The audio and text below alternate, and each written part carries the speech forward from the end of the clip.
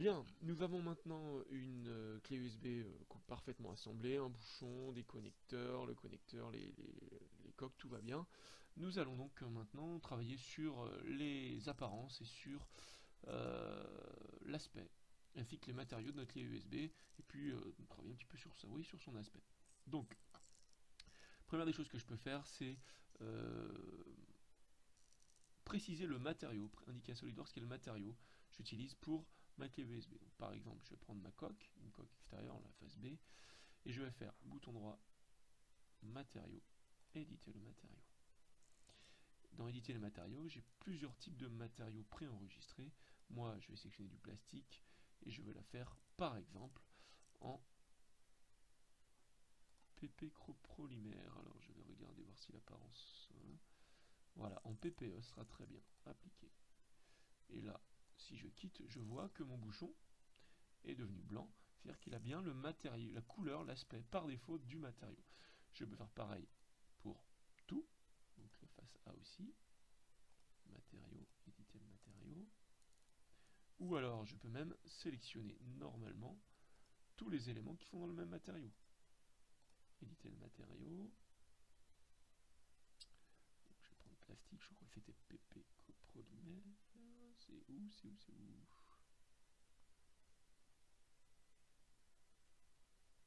Voilà, ici, j'applique et je ferme. Donc là, normalement, et maintenant, il l'a pas pris. Alors, est-ce qu'il faut que je redessine? Non. Non, c'est pas grave, on va vérifier. Alors, il n'a pas pris l'apparence. Bien, bah, c'est pas grave, hein, on va retravailler l'apparence après. Donc ensuite, deuxième possibilité, sur mon matériau, je vais pouvoir travailler sur les apparences. Donc par exemple, là, je vais cliquer sur, donc là je suis sur face A, et je vais pouvoir travailler sur, par exemple si je le veux en rouge, je sélectionne le rouge. Et là j'ai juste ma face, mais je peux aussi faire pour l'ensemble de la pièce. Je peux la prendre en rouge par exemple. On va la mettre, je sais pas moi, en vert. En rouge, allez en rouge c'est plutôt sympa. Et je peux faire ça pour tous les matériaux. Donc je peux très bien faire bouton droit. Alors, copier l'apparence. Je vais mettre sur face A pour le coup, coller l'apparence. Et ici aussi, je vais coller l'apparence. Voilà, donc maintenant j'ai une clé USB qui est rouge. Si maintenant je veux voir en transparence tous les produits, c'est très facile, je fais bouton droit, modifier la transparence. Je peux faire ça, par exemple, pour ces deux pièces-là. Et là, je vois ici toutes mes pièces en transparence. Si je veux enlever la transparence, je prends le bouchon et je décoche, modifier la transparence. Idem pour cette pièce-là. Voilà. Donc là, j'ai bien ma clé. Alors, je peux aussi créer des scènes.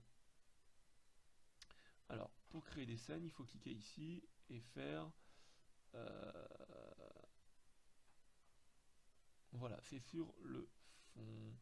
Alors, je vais regarder, par exemple ici. Voilà, on a différents aspects, différents coloris. On peut travailler sur le fond. Donc, par exemple, on a un sol. Alors, mis à l'envers, par exemple, je ne sais pas pourquoi, ça, il faudrait éventuellement retravailler dessus. L'arrière-plan urbain aussi. Je pense que c'est juste que notre scène n'est pas positionnée.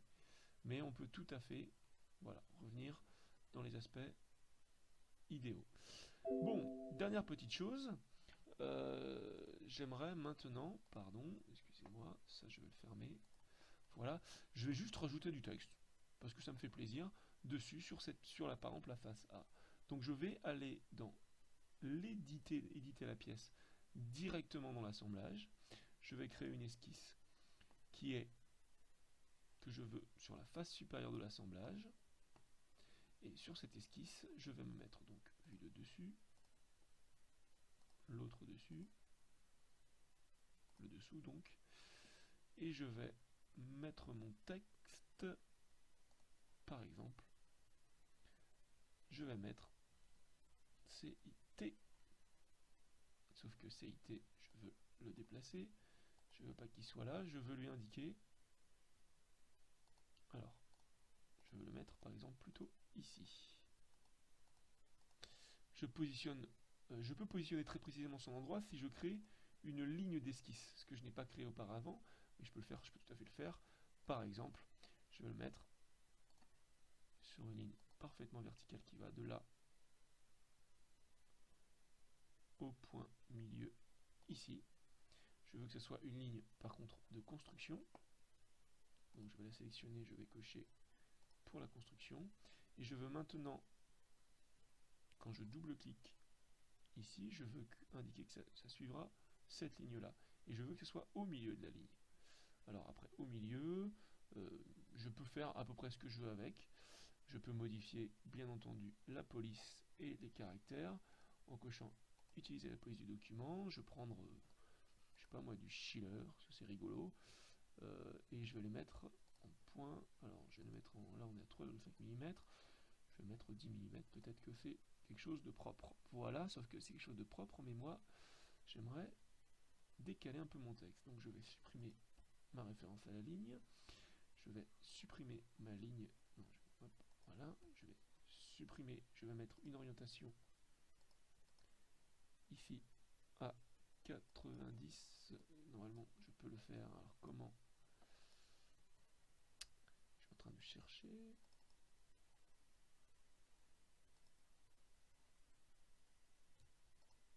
Ici. Alors, il semblerait qu'on ne puisse pas. Ce qui n'est pas grave, je vais faire autrement, hein, c'est absolument pas un problème. Je vais juste décaler cette ligne-là. Donc je vais regarder, bon, je valide déjà pour commencer. Je vais regarder les contraintes qu'il a. Je vais virer cette contrainte-là et virer cette contrainte-là aussi. Et je vais le replacer au centre, donc plus à droite. Ou alors, je vais même carrément, complètement. Voilà. La décaler un petit peu, enfin la mettre où j'ai envie. Et puis, une fois que j'ai fait mon texte, je vais pouvoir l'extruder, tout simplement. Je vais l'extruder uniquement, évidemment, de quelques millimètres. Alors évidemment, la fonction est bien plus volumineuse. Alors non pas l'extruder, pardon, mais faire un enlèvement de matière. Alors effectivement, comme il y a beaucoup de choses compliquées, je ne vais pas enlever de 3 mm, évidemment. Je vais enlever, moi, par exemple, de 0,5 mm.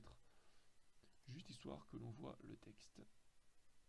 Et quand j'ai validé, nous avons un texte parfaitement assemblé dans ma pièce et j'ai bien ma clé USB avec marqué CIT vue de dessus.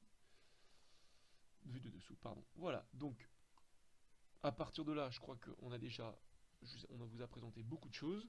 Vous allez donc déjà pouvoir vous amuser un petit peu pour créer désormais votre propre clé USB. Je vous souhaite bon courage et je suis disponible à tout moment pour vous aider. À bientôt.